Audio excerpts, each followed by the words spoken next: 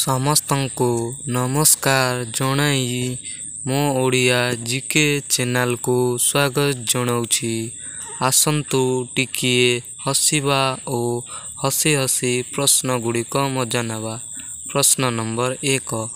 କିଛି ଝିଅ ବିବାହ ପରେ ସ୍ୱାମୀଙ୍କର ଚାଟନ୍ତି, କୁହନ୍ତୁ କ'ଣ?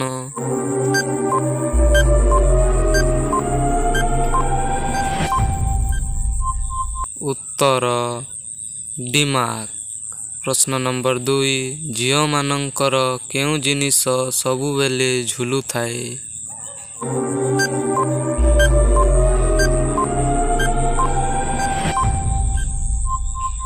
ଉତ୍ତର କାନଫୁଲ।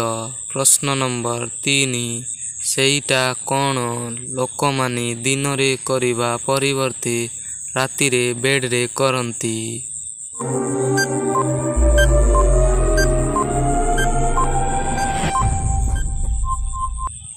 ଉତ୍ତର ଶୋଇବା। ପ୍ରଶ୍ନ ନମ୍ବର 4। ଯାହା ପାଖରେ ଅଛି ସେ ଧରିକି ହଲାଏ, କିନ୍ତୁ ଯାହା ପାଖରେ ନାହିଁ ସେ ଆଙ୍ଗୁଠି ପୂରେଇକି ହଲେଇଥାଏ, ତାହା କ'ଣ?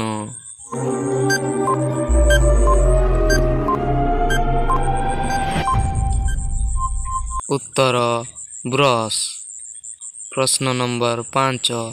ଆମ ଘରେ ବୋହୂଟିଏ ଏକଣ ସେକଣ ହେଉଥାଏ, କୁହନ୍ତୁ କ'ଣ?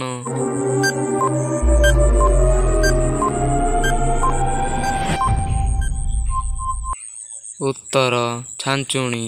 ପ୍ରଶ୍ନ ନମ୍ବର 6। ଏମିତି ଗୋଟାଏ ହାର ନାମ କୁହ ଯାହା ପିନ୍ଧି ହୁଏ ନାହିଁ, ତାହା କ'ଣ?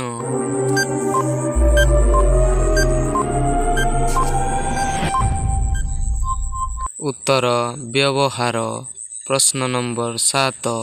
ଟିକିଏ ଭିତରକୁ ଗଲେ କାଟୁଛି, ପୁରା ପଶିଗଲେ ମଜା ଲାଗୁଛି, କୁହନ୍ତୁ କ'ଣ?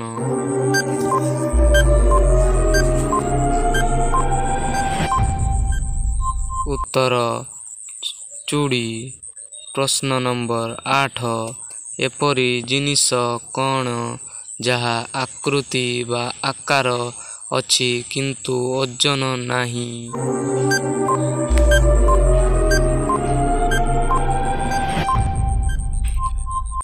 ଉତ୍ତର ଅକ୍ଷର। ପ୍ରଶ୍ନ ନମ୍ବର 9। ବୋଝ ଉପରେ ଲଲିତା ବିଡ଼ା, ଏହାର ଅର୍ଥ ମାନେ କ'ଣ, କୁହନ୍ତୁ?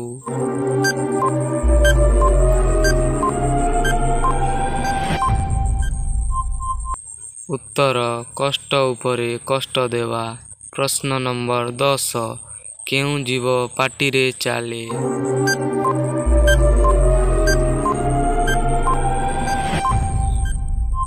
ଉତ୍ତର ଗେଣ୍ଡା।